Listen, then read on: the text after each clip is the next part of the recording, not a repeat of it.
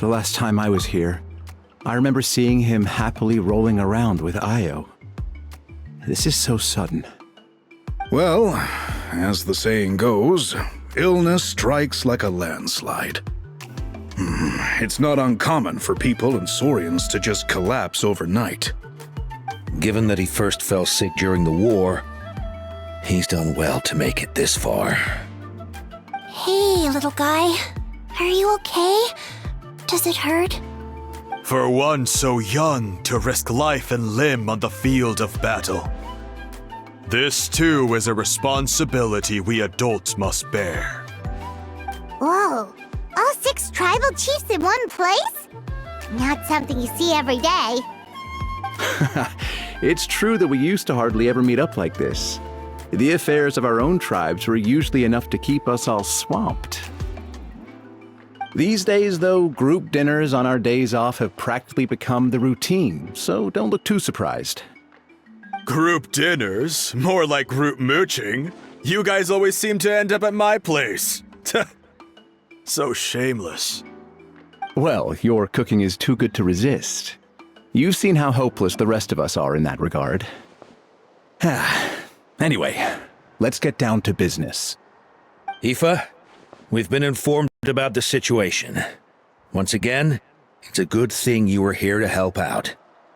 Milray and the other Tepetlosaurs have helped transport goods for the Flower Feather clan in the past. We won't just stand by and watch while he suffers. I just happened to come across a record of a case like his back home, but I don't know anything about this sacred flame crystal. I haven't heard of it either. Can the sacred flame even take other forms? It can indeed. While I've never seen this happen in the flesh, I have read references to it in woven scrolls. In ancient Natlan, besides the pilgrimage of the return of the sacred flame, there is said to have been another way to produce sacred flame, known as the Bloomflower Trials. It was a combat exercise, held jointly by the 6 tribes, that was even more intense than the pilgrimage. So they occasionally yielded an even purer form of sacred flame. Sacred flame crystals! For real? How have I never heard of that? Simple. The Bloomflower Trials haven't been held for centuries. Something seems to have happened the last time they were held. But it was so long ago that I don't know the specifics. The more reasonable explanation is this: that people once believed these sacred flame crystals to be vessels of extraordinary power, and that warriors could use them to enhance their own strength. In reality, they turned out to be far less miraculous than hoped for. In some rare, very specific circumstances, they proved irreplaceable, but they were not so different from the regular sacred flame in essence. The pilgrimage produced enough sacred flame, making the Bloomflower Trials obsolete, and thus they were forgotten. I get it. So to save Milray, we have to revive the Bloomflower Trials and get all 6 tribes to take part. Ooh, that sounds rough.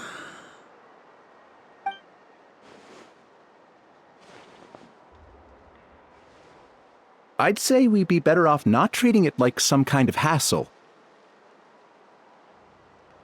All 6 tribes need to take part, sure, but not everyone has to show up.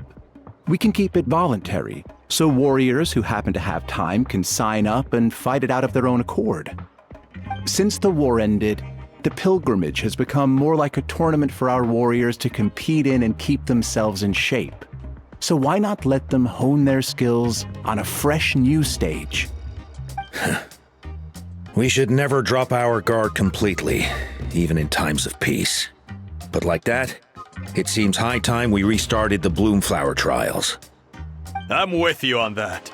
Nothing gets the blood pumping like a contest to see which tribe's the strongest, huh? No objections on my part. I'll go discuss this with the others. I'm sure there will be plenty of warriors who'll be itching to take part. I can't speak for everyone else, but I can guarantee that Mualani will be there. There's nothing she loves more than a lively occasion. And I guess your vote was a foregone conclusion, eh, Pakal? Great. We're all in agreement then. Nice! Thanks, everyone. It really means a lot. Let's head back to our tribes and see how many people are willing to sign up. If interest is high, we'll hold a big event. But if not, we'll keep it small. Agreed.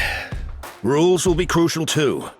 A competition without rules is just mindless violence. And that's not what we want. I'll draw up an outline. Let's meet up at the Speaker's Chamber later. After all, we'll still need the Pyro Archon's final approval. Oh yeah, and we'll also need some Ocean Zephyrs to cure Milray. Who'll go gather them while we're organizing the trials? I've got that covered. I just noticed that some of Milray's friends have shown up.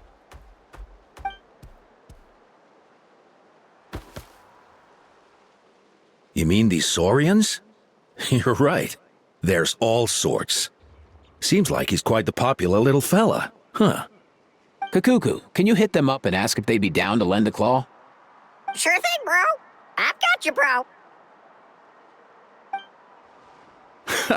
Must be nice having a Saurian companion who can talk. Well, if that's everything, how about we call it a day? All right. See you later. Aoife, let's head back. And bring these Saurians along too. We've got to teach them how to identify ocean zephyrs.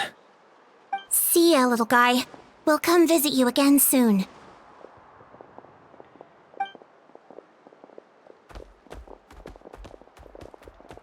Whoa! They sure are quick on their feet. Guess they're chiefs for a reason. When they decide on something, it gets done right away. But that's what you're here for, right? Whenever Paimon puts things off, even for just a while, you'll handle them straight away. Oh, wow. Go away, bro.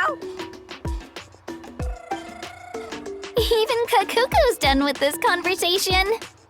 I'll go spread the word. Kachina, you gonna sign up? Of course. In that case, let's head over together. Traveler, Paimon, see you at the Speaker's Chamber in a bit.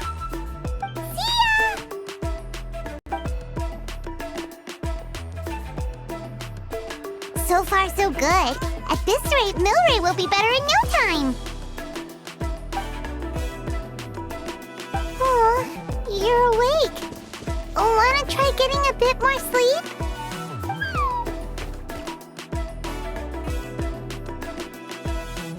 You think so? Is he feeling hungry then? Hey, Kakuku, can you help us Oh, long gone. Oh no, he does seem pretty anxious. What are you trying to say, little guy?